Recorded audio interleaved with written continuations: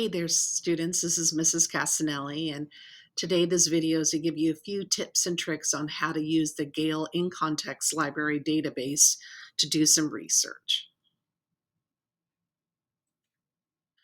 So one of the first things you're going to want to consider is when you're looking at all these different database articles is that some are primary, secondary, or tertiary source. A primary source would be an article that was written during the time period, somebody who was actually there who has a firsthand account of what happened. A secondary source would be like a newspaper journalist who's writing about the experience.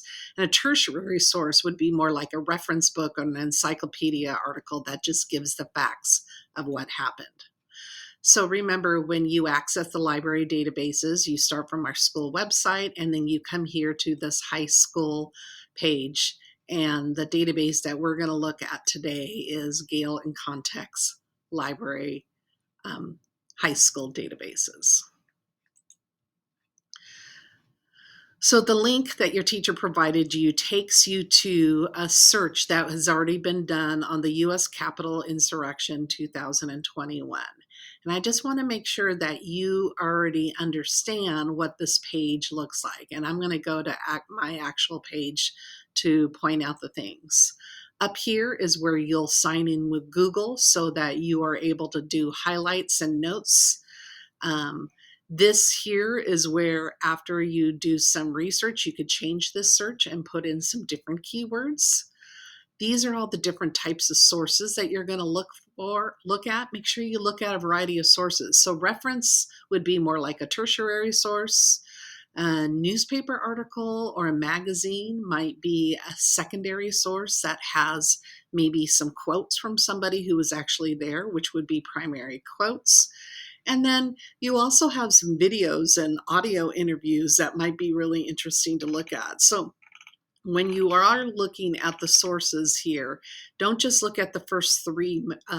Make sure you click here on this number to see all of the 99 options. I also want to encourage you to play around with the filters. The filters allow you to look at the subject of these articles here, and you could zero in specifically like just on the riots.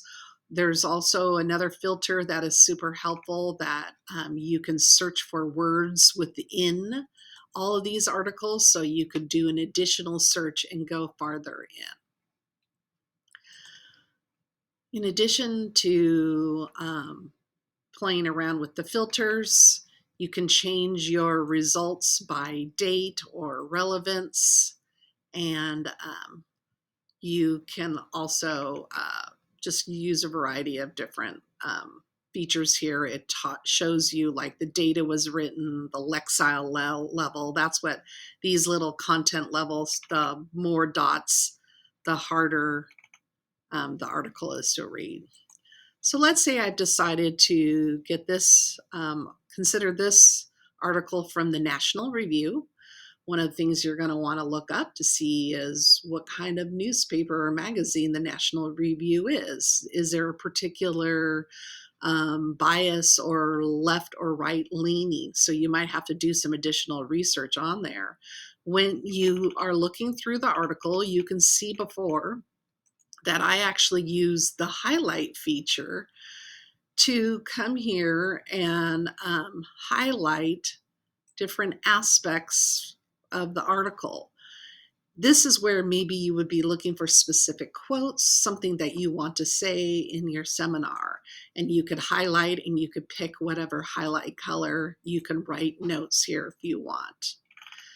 This is one of the reasons why we log in to the program, because these different highlights will, when you send your article to Google Drive, it will save all those highlights.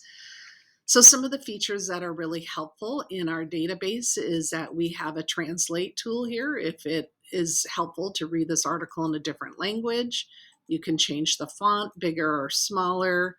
You have some display options. And the one I like the most is having the article read to you.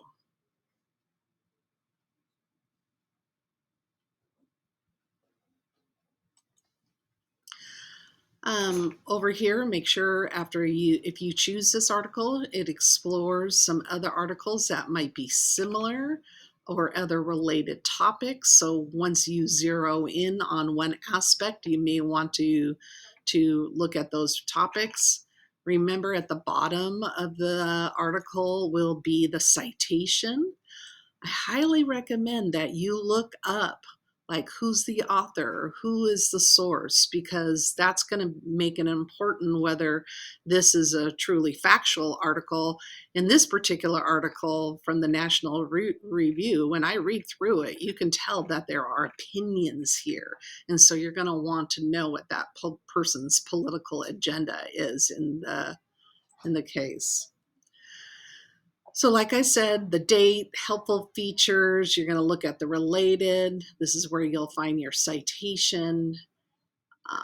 Once you do come here and send your article to Drive, when you're all done taking your notes, what is kind of nice is what happens is that in your Drive, it will create a folder called Gale in Context High School, and then you will look for your article there. And then your article will open up in Google Drive with all your highlights and all your notes and the citations and everything. It's very helpful.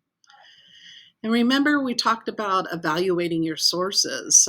You're going to have to justify who wrote this, what was their rationale, how relevant is this article to your topic. So here are some questions to help you with your evaluation of your source. All right, students, if you have any questions, please feel free to email me. Talk to you soon.